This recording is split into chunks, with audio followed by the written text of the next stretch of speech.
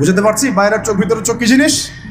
আচ্ছা, তারপরে ওয়াম্মাল গুলামু ফাকানা আবওয়াহু মুমিনাইন ফাখাশিনা আন ইউরহিকাহুমা তুগয়ানা ওয়া কুফরা। সুবহানাল্লাহ। এটা আমাদের এই যে শাহবাগী প্রজন্মের জন্য একটা প্রযোজ্য আর কি। কেন বলছি শুনেন ভালো করে। এবার ইনি বলছেন যে ওই যে বাচ্চাটাকে আমি হত্যা করেছি, এই বাচ্চাটা যদি বড় হতো, সে নিজে তো কাফের হতোই, বড় কাফের, এর পিতা মাতাদেরকেও পর্যন্ত কুফুরির মধ্যে নিয়ে আসতো। মানে একটা কাফের প্রজন্ম তো তৈরি করতোই, বরং এই কাফের মানুষকে কাফের করার জন্য নাস্তিক মুরতাদ বানানোর মিশন নিয়ে মাঠে নামতো। মেলে না? ওই জন্য আমি ছোটবেলায় এদেরকে হত্যা করে দিয়েছি, যাতে বড় হয়ে কাজটা করতে না পারে। কথা বুঝতে পারছেন? আর তিনি বলছেন আমি এটা নিজের ইচ্ছায় করি নাই, ওমা ফাআলতুহু আন আমরি, আমি এটা নিজের ইচ্ছায় করি নাই, এটা আল্লাহ পাকের আদেশ ছিল। বলি সুবহানাল্লাহ।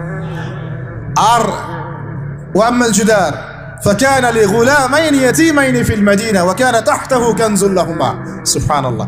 আর 3 নাম্বার তিনি বলছেন আর ওই যে দেয়ালটা আমি নির্মাণ করেছি, এই দেয়ালটা ছিল ওই বাড়ির 2 এতিম বালকের। সুবহানাল্লাহ। ওয়া কানা আবুহুমা সালিহা, তাদের বাবা ছিল সৎ। আর ওই দেয়ালের নিচে তাদের বাবা মায়ের রেখে যাওয়া পৈতৃক সম্পত্তি খাজানা ছিল। যদি দেয়াল নির্মাণ না করতাম মানুষ সেই খাজানা নিয়ে চলে যেত। দেয়াল নির্মাণ করেছি, ওরা যখন বড় হবে তখন ওই খাজানা তারা অটোমেটিকলি পেয়ে যাবে। তো 3টা ক্ষেত্রেই হে মূসা তুমি সবর করতে পারো নাই, তোমার কাছে মনে হয়েছে যে আমি অন্যায় করছি, কিন্তু আসলে এই প্রত্যেকটা ক্ষেত্রে আমি সঠিক ছিলাম, তুমি ভুল ছিল।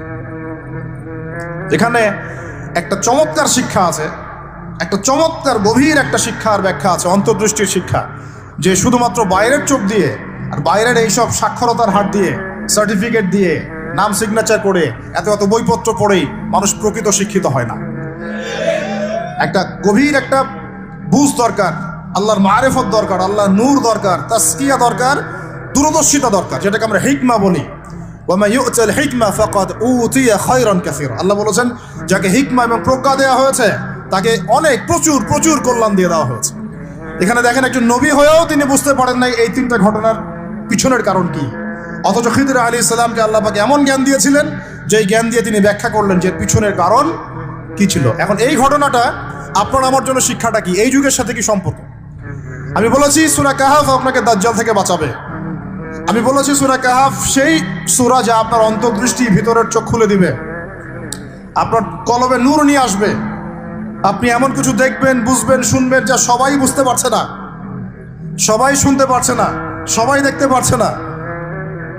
এখন বাইরের চোখ দিয়ে আপনি দেখছেন পুরো বিশ্বে মুসলমানদের কোটি মুসলমান, একদম 60টা 70টা 100টা রাষ্ট্র, কত মিলিটারি বাহিনী, কত আমাদের প্রযুক্তি, কত পুলিশ, কত র্যাব, কত আমাদের পলিটিশিয়ান দিয়ে ভর্তি।